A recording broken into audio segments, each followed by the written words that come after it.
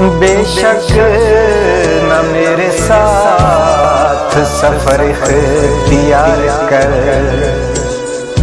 ऐ मेरे बदगुमान मेरा एतबार कर।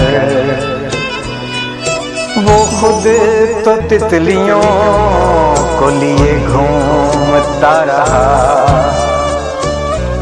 और मुझको खत में लिखता रहा इंतजार कर। अब उनके काफिले तो बहुत दूर जा बसे,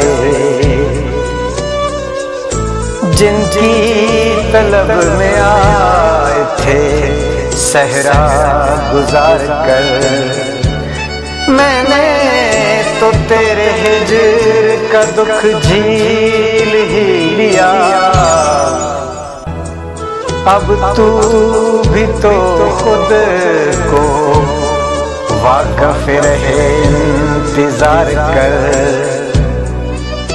कब हो सकी है उनकी समुंदर से दोस्ती, मट्टी के इन घरों दो पे कम हिसार कर।